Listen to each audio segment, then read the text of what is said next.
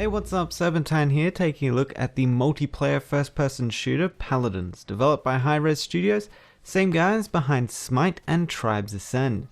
Paladins combines first-person shooting with MOBA-like skills, as well as a collectible card system that can increase your effectiveness out on the battlefield. The main game mode currently available in the beta has 10 players divided into 2 teams going head-to-head trying to destroy the opponent's vault to win. Attacking the enemy's vault directly though is a poor decision, as there are 2 gates and multiple turrets preventing anyone getting to it. Instead, you'll need to recruit a siege engine to your cause, to weaken their defenses, and finally get to destroying their vault. Enlisting one of these siege engines isn't easy though, requiring you to capture a highly contested point as payment. There are 3 points spread across the map, but only 1 point will be active at a time, and both teams will be fighting for the capture to get that siege engine on their side. These capture points where most of the fighting will occur between the 2 teams, that and their respective bases when a siege engine is finally spawned. While outside of these points the map is quite open and mostly level, the structures and environments surrounding the capture points is a lot more interesting, with buildings to take cover in, catwalks to get height advantage with, and various environmental obstacles to work around. Newer players will be tempted to rush the point as that's their main objective, but splitting up and using the environment to your advantage is definitely the way to go, preventing any mass AoE damage to all champions on your team, and just keeping the enemy on their toes.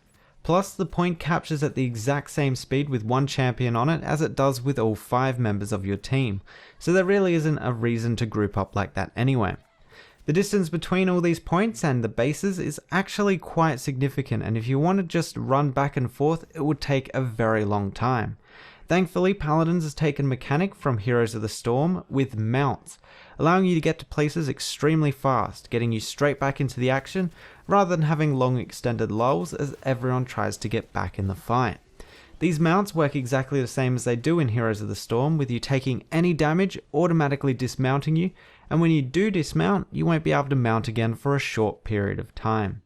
Once you or your opponent has finally managed to recruit the assistance of the siege engine, the losing team will have a short passage of time to deal damage to it before it reaches their base and the first of their destroyable gates. If things go to plan, the siege tank will only get through one of these gates before being destroyed. However, it is possible to destroy it before it reaches the gate, while also possible for it to destroy the second gate as well, depending on how well each team plays. The vault basically acts as another gate, but destroying this one will win you the game.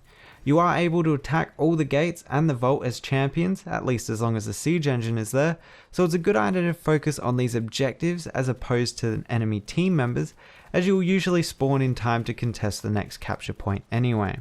There are currently 7 champions in the game, including Buck, armed with a shotgun, Barik, a dwarven engineer, Cassie, an elven archer, Ruckus, a goblin-operated robot, Grok, a lightning shaman, Fernando, a flamethrower-wielding knight, Pip, a potion-lobbing fox, and finally Sky, a stealthy assassin. 2 more champions have been confirmed for the game, with Evie being an ice mage, and Adraxis being a sort of military merc with a pistol and a sword, as well as a couple of champions that have been data mined, showing that Paladins plans to have an extensive champions list to pick from, all of which have been stated as being completely free to play. The shooting mechanics of the game are what you would expect, with machine guns instantly hit registering and arrows taking their time to glide across the battlefield. All the weapons in the game, however, have an effective range at which the projectile will simply despawn, instead of just losing accuracy the further they go. It's a mechanic that feels a little bit odd, especially as some champions have extremely short ranges, with enemies' health bars turning from orange to red once in range. I would have preferred that this kind of balancing stuck with a falling off accuracy style rather than the hard despawn, but you do get used to it, and it allows for easier balancing of champions. Another shooting mechanic that Hi-Rez has stated they will be testing out is alternate fires for champions, to add a little bit more depth to what champions can actually do in fights, but that's not expected for another month or so. On the ability front, each champion has 3 activatables that they can use from the very start, no leveling up required. One of these abilities will almost always be dedicated to movement, whether that's a dodge roll, a dash, or a jump, to help make the game a little bit more fast paced. At their base level with no card modifications applied to them, abilities act how you would expect them to act. A shield blocks damage, a turret fires on enemies, and a healing totem heals allies. But with the card system in play, you can actually apply quite a lot of additional effects onto these standard abilities, along with your champion and their weapon. Adding things like a burning effect to any enemies walking through your shield, increasing the damage output to allies standing near your turret, or reducing incoming damage from any allies standing near your healing totem. These cards are also your only source of increasing your damage and health. If you look towards the bottom of the card, you will see on the left hand side a percentage in red. This percentage is how much your damage will be increased if you pick this card, and to the right of that is a number in green, that is the amount your health will be increased. 3 of these cards will pop up each time you level, being able to select only one of them to use, so you have to decide how you want to build your character and hope that the cards you get later on support the build you're going for. You only level 5 times during the game, so your selection is extremely important, especially as it's your only source of gaining any kind of power or upgrades. You only start off with a small selection of these cards that you can actually draw from for each champion, about 5 or so each. And they're all basic common rarity cards. To get more cards, you can use a purely free-to-play approach by winning games that will reward you with a basic 1-card chest, as well as leveling up your account that will reward you with a radiant chest containing 5 random cards. You'll be able to speed up this process by buying these card chests with real-world money, as well as using the in-game currency of gold. With over 220 cards to collect too, it's going to take quite a while, and you will end up with a lot of duplicate cards, but you'll be able to combine 3 of these into a new card that you don't already own. This card system, however, does bring Paladins a lot of imbalance, and, to a point, a pay-to-win business model similar to Hearthstone, as legendary cards are just purely better than other cards both in their base stat increases and their bonus effects. Hi-Rez has already tried to balance this somewhat, with legendaries not being part of the first level card drops, but I don't think that will be enough, at least not for the competitive play.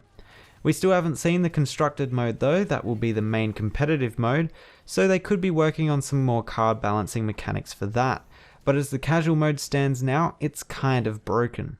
Non-damaging abilities can gain damaging effects, tanks can get more health and health regen, and damage dealers can get more damage compared to another player playing the exact same character, giving them an absolute advantage during a game. Other features of the game not currently fully implemented include purchasable cosmetics for both your champions and for your mount, with the Founders Pack mount skin already in the game, and champion skins soon to be released.